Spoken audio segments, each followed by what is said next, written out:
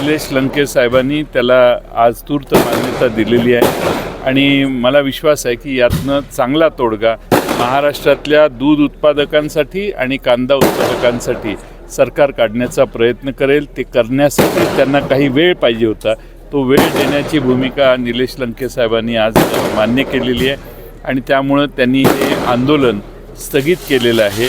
भविष्य काळात हे प्रश्न जर सुटले नाही, सरकारने, राज्य आणि केंद्र सरकारने जर याला योग्य प्रतिसाद दिला नाही तर पुन्हा ते आंदोलन करण्याची त्यांची भूमिका आहे।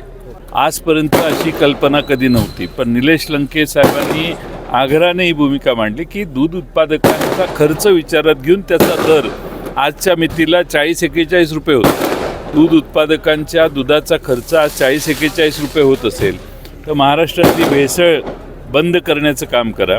भेसळ मुक्त दूध उपलब्ध झालं तर भेसळीचं जे प्रमाण आहे त्याच्यामुळं दुधाची उपलब्धता दुधाचा जास्त वाढते।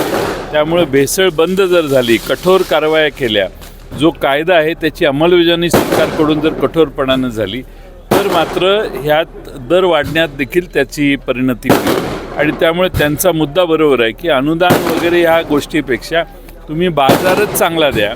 बाजारभाव चांगला असेल तर 40 रुपये आज दूध उत्पादनाचा खर्च, त्यांच्याकडे एक रिपोर्ट आहे, तो 41 रुपये दूध प्रति लिटर येतो आणि त्यामुळे एवढा जर खर्च येत असेल तर तेवढा तर किमान दर मिळाला पाहिजे दूध उत्पादकांना। हा त्यांची रास्त मागणी आहे, योग्य मागणी आहे आणि महाराष्ट्र सरकारने केंद्र सरकारकडे MSP दुधासाठी ठरवण्यात यावी असा ठराव करावा अशी विनंती केंद्र सरकारला करावी, हीच त्यांची त्यात भूमिका आहे। दिल्लीत त्यांनी लोकसभेत त्याचा पाठपुरावा करतील। राज्य सरकारने जे अनुदान दिले तेही मुक्तपणाने सर्व दूध उत्पादकांना मिळेल याची व्यवस्था करावी, यासाठी मंत्री महोदयांनी सकारात्मक उत्तर दिले म्हणून आज आंदोलन थांबलेले आहे। आजच्या कुठली पण गोष्ट टेक्निकल गोष्टीचा काही गोष्टीचा अभ्यास करणं अपेक्षित असतं।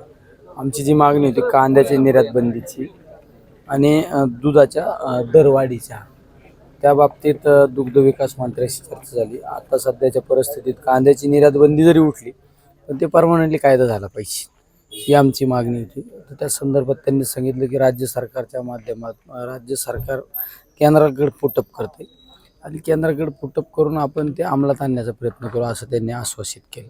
हा कांद्याच्या बाबतीतला मुद्दा। दुसरा, दूध दरवाढीच्या बाबत मी त्यांना सांगितलं की तुम्ही जे अनुदान देता ते अनुदान देऊ नका, तुम्ही दुधाला बाजारभाव वाढवून द्या, हे त्यांना मी सांगितलं आमची। आणि दुसरा काही मुद्दा सांगितला त्यांना, उत्पादन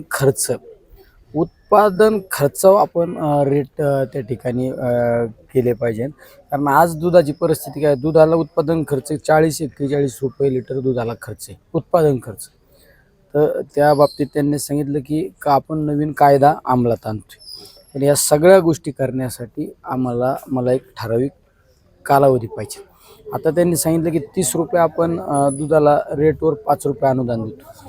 मी त्यांना सांगितलं की तुम्ही 4 महिन्यापूर्वी अनुदान पण दिलं, पण अनुदानाची काय दुरावस्था झाली आपण पाहिलं, लोकांना अनुदानच मिळालं नाही, पिळवणूक झाली। तर त्यांनी सांगितलं की आपण सगळे ज्या अडचणी होत्या ते सगळं शिथिल केले, ज्या अटी होत्या त्या सगळ्या शिथिल केल्या असं त्यांनी सांगितले।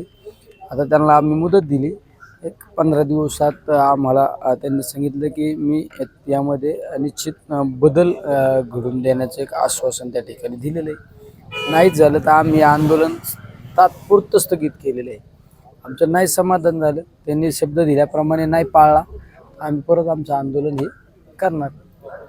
आमरण उपोषण अकोला तालुक्यातील गवणार येथे झालं आणि त्यामुळे एकच मागणी सर्व दूर होते की दुधाचे भाव वाढले पाहिजे, त्यामुळे अनुदान देण्यापेक्षा भाव वाढून दिले पाहिजे। आणि त्याचबरोबर इथं जी मागणी होती ती कांदा निर्यात बंदी संदर्भात होती। आपण तर आता दुधाचे भाव 30 रुपये करताना ते बंधन घातलंय कंपन्यांना, सगळ्या संस्थांवर, आणि 5 रुपये अनुदान देण्याबद्दल सरकार आता थेट कारवाई करेल। काही किचकट अटी आहे ते शिथिल करा अशी मागणी होती, आपण त्या सगळ्या अटी काढून टाकलेल्या आहेत, तर ती आता अडचण राहिली नाही आहे। पण दुधाच्या बाबतीमध्ये मिनिमम सपोर्ट प्राईस MSPचा कायदा केल्याशिवाय ज्या संस्था शेतकऱ्याला ठरवून दिलेला भाव देणार नसतील तर मग आपल्याला कारवाई करता येत नाही। तर मी स्वतः माननीय गृहमंत्री महोदयांना भेटलो आणि MSP कायदा करायची मागणी आपण त्यांना केलेली आहे. कांदा निर्यात बंदीबद्दल सुद्धा निर्यात बंदी सातत्यानं जी आपण करतो आणि बाजारातले भाव कोसळतात, शेतकऱ्याची हेळसांड होते, स्विच ऑन आणि स्विच ऑफ ज्याला म्हणतो आपण, हे अनेक वर्ष सुरू आहे. म्हणजे या सरकारमध्ये नाही, पूर्वीच्या सरकारमध्ये असंच होतं. पण आता याच्या संदर्भात कायमस्वरूपी तोडगा निघाला पाहिजे आणि त्यातून मग कांदा उत्पादक शेतकऱ्यांना खऱ्या अर्थानं आपल्याला दिलासा देता आला पाहिजे. तो आम्ही आता केंद्रीय मंत्री पियुष गोयल साहेबांकडे आग्रह धरलेला आहे, कारण त्या समितीचे अध्यक्ष ते आहेत. मला वाटतं तो एक निर्णय आपल्याला केंद्र सरकारकडे मागे लागून माननीय मुख्यमंत्री महोदय एकनाथराव शिंदे साहेब, माननीय उपमुख्यमंत्री देवेंद्रजी फडणवीस साहेब, माननीय अजितदादा हे सर्वच आग्रही आहेत या धोरणामध्ये. मला वाटतं ज्या प्रश्नामध्ये ज्या ठिकाणी आंदोलन सुरू आहे, शेवटी शेतकऱ्यांच्या प्रश्नासाठी आंदोलन करणं याच्यात काही नाही आहे. म्हणून सरकारची भूमिका आम्ही त्यांच्यापुढे मांडलेली आहे, त्यांनी त्यांची भूमिका मांडलेली आहे आणि त्यामुळे मला वाटतं दोघांच्या भूमिकामध्ये काही वेगळापणा नाही आहे. आणि म्हणून त्यांना मी विनंती केली, शेवटी आपल्या जिल्ह्याचे ते खासदार आहेत, त्यांनी विनंती केली, त्यांनी मान्य केली आणि ते धरणं आंदोलन त्यांनी स्थगित केलेलं आहे. एकंदर पाहिलं दूध भेसळीचा कायदाही व्हावा अशी एक मागणी केली होती आणि अनेक दिवसांपासून हा प्रलंबित आहे हा प्रश्न. नाही, आपल्याकडे दूध भेसळीचा कायदा आहेच आहे.